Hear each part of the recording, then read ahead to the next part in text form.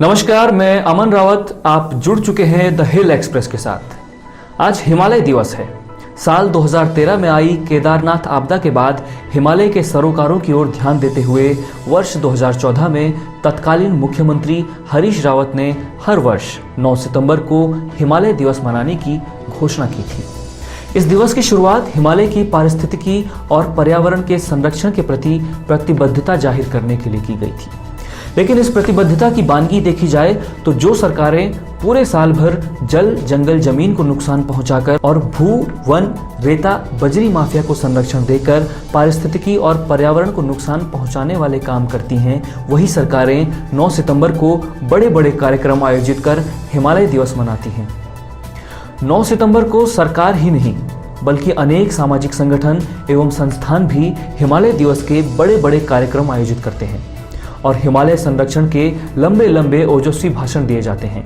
ये रस्म अदायगी केवल समाचार पत्रों में अपनी तस्वीर छपवाने तक ही सीमित रह जाती है। मंच पर हिमालय संरक्षण का बड़ा बड़ा ज्ञान देने वाले वक्ता अगले दिन स्वयं भूल जाते हैं कि हमने कल क्या कहा था।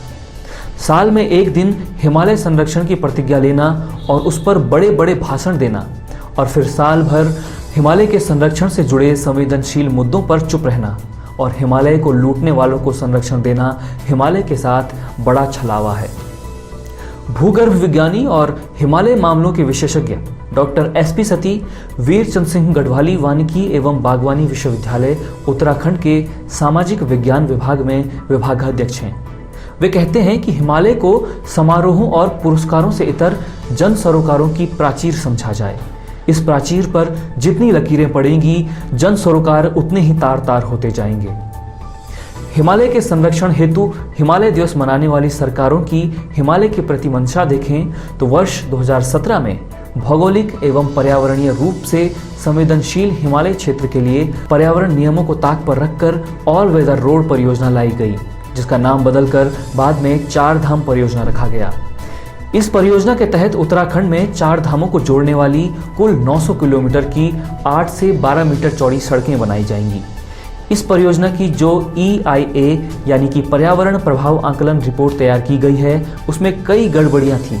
पर्यावरण नियमों से बचने के लिए इस परियोजना को 32 छोटे छोटे हिस्सों में बांटकर पास किया गया।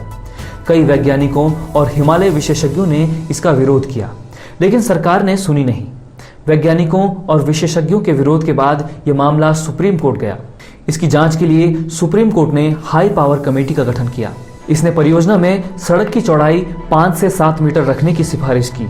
इसके बाद सुप्रीम कोर्ट ने कल दिए फैसले में आदेश दिया कि ऑल वेदर रोड की चौड़ाई 5.5 मीटर ही रखी जाए।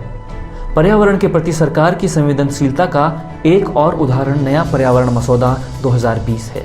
इसके तहत अधिकतर परियोजनाओं को किसी भी पर्यावरण मंजूरी की आवश्यकता नहीं होगी। इसके बारे में विस्तार से फिर कभी बताएंगे। अभी वापस हिमालय दिवस पर आते हैं। हर साल तमाम औपचारिकताओं के साथ मनाए जाने वाले हिमालय दिवस का अवलोकन किया जाए तो न अब तक इससे यहाँ पारिस्थितिकी पर्यावरण को कोई लाभ मिला है, न ही यहाँ की जनता को और न ही यहाँ के पारिस्थितिकीय संवेदनशील भू क्षेत्र को। हिमालय दिवस सरोकारों पर केंद्रित नहीं बल्कि समारोहों तक सीमित कार्यक्रम है। हिमालय दिवस मनाने की असल सार्थकता तभी सिद्ध होगी जब हम हिमालय के सरोकारों के प्रति सजग होकर इसकी विषम भौगोलिक परिस्थितियों और पर्यावरण के अनुसार उद्देश्यों का चयन कर उन्हें प्राप्त करने की कार्य योजना बनाएंगे और उन्हें धरातल पर उतार पाएंगे।